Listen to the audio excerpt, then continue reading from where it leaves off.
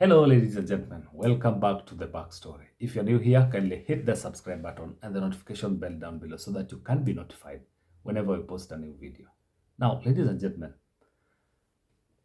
the Cabinet Secretary for Internal Security, that is Murkomen, has been going around the country holding public barazas or security meetings with the security stakeholders in different counties. Just the other day, he was in Makueni. But one thing that came to mind, or something that I saw in a video that has been trending online, is Murkomen calling on chiefs and police officers to stop taking bribes or stop corruption, which is very commendable. I like the way he came out boldly and talked to the chiefs and the police officers to stop taking bribes in order to offer services to Kenyans. Let me tell you people, ile inafanya watu wakasirike sana na kitu inaitwa government na watu wachoke na siasa na uongozi ni kuona kwamba mtu anajua kweli amelipa taxes na anajua polisi kazi yake ni kunilinda na chief ni kunisaidia kwa uongozi. Alafu anapata ule mwenye kumsaidia yeye ndio ule pia anachukua hongo. People get very tired. Especially wewe unaambiwa ID ni free. Unaenda kuambia mtoto wa 18 years ni free kweli, lakini hiyo ili yenu ya Nairobi. Lakini inki ya chief iko wapi? Atunataka tu ya inki ya chief. Hiyo let me tell you, there is nothing that makes people so angry with anything called government. And you know, they don't know chief ni wa chama gani. Wanajua hii ni chief ni ya Ruto. Yeah? Polisi, ukifanya toll station, ukichukulia boda shilingi 50, 100, 50, 100. Mko wengine wako kwa payroll, wanasema iletwe monthly, ikuwe lamsa. Those are the things that make people angry with government. And they feel like huyo waziri, huyo president hajadhibiti hiyo corruption. Please, tuwajibike sisi wenyewe kutoka grassroots kupambana na mambo ya ufisadi. Kwa sababu sisi ndio sura ya wa Kenya and services for our people. Na mtu pia ujiheshimu. Sasa utaishi aje kwa town kama kila mtu anaongea tu anasema angalia ule traffic officer. Angalia sasa ndio huyo amepita, ndio huyo ameshikanishwa mkono, ndio huyo ameenda. Kazi yako tu ni kutembea kando ya matatu, ukifika hivi mkono yako inakaa hivi. This is not acceptable. You know, it has become a culture in our country. And this is something I will not defend you as your minister. I will defend any police officer who uses reasonable force to defend this country and defend themselves when they are in danger.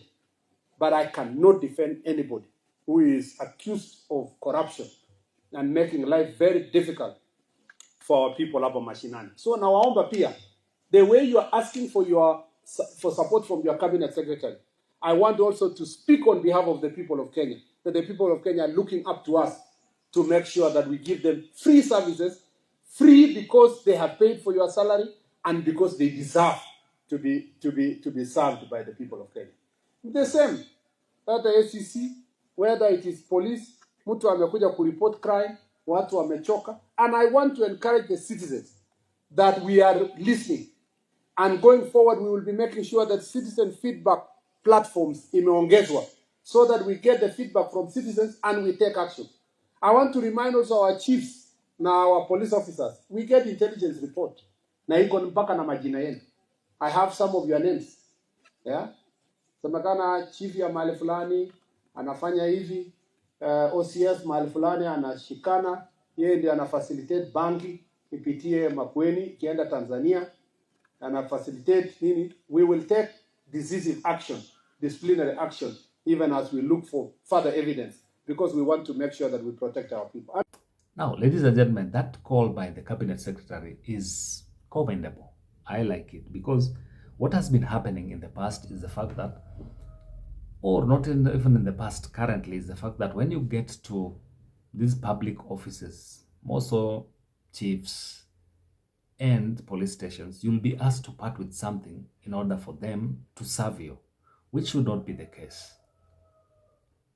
But you'd want to ask yourself that Was that calling or whatever statement he made strong enough? And what are the measures that they have put in place as a government so as to deter corruption at the lower level and even at the national level? Because corruption does not only happen at the lower level, that with the chiefs or with the police officers, it happens even at the higher level, that is, the politicians have been accused of corruption. What are they doing as a government so as to curb corruption? Because when you read newspapers, when you read online, all these scandals, politicians have been named in mega scandals. What are they doing so as to curb corruption at the higher level? What is happening right now is that, when politicians are left to go scot-free and then they try and show off of what they call their wealth that they have accumulated not only through hard work but through corruption, and then they are let to go scot-free. That sends a message to the people at the ground or on the ground that corruption pays, because these guys are flossing what they have acquired regularly. So what these guys are also doing is that they are also trying to do what? To get money or to get wealth through different means. But let alone that, what is the government doing in order to curb corruption? It should not be just about arresting someone or two, three chiefs at the lower level, or arresting someone, two, three police officers, so as to make Kenyans see that they're fighting corruption. No, corruption should be fought at the higher level, where politicians are involved, where mega scandals have been raised at the county level, before even going to the lower level. Because at the lower level, what these guys are focusing on are like hundreds, 500 or 1,000 shillings. What of these major scandals that are going into trillions, into millions? What is the function of ESCC? And is ESCC being used only to fight political opponents in form of fighting corruption? Because I've not seen a situation whereby ESCC have been able to apprehend, take to courts, and then they execute those cases to conclusion whereby someone is taken to jail because of corruption. Most of these guys take advantage of the loopholes in our constitution, and at the end of it, they get away with mega scandals. And this is what has been fueling corruption at the lower level, because money which was supposed to be used to provide services to people at the lower level is stolen by the politicians. So you end up having chiefs, having police officers who do not have funds for service delivery. And at the end of it, what do? They have to look for ways to facilitate that service delivery by asking for handouts or asking for a bribe.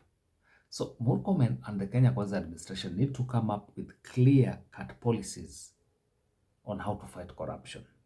And it should not be only for the small fish, but for the big fish as well, whereby the big fish are apprehended and taken to jail for involving in corruption.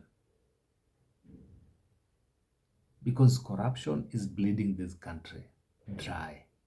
The Kenya Kwanza administration needs to rise up and fight corruption. So ladies and gentlemen, that is it from us this night. Until next time, bye-bye. But if you're new here, kindly hit the subscribe button and the notification bell down below so that you can be notified whenever we post a new video.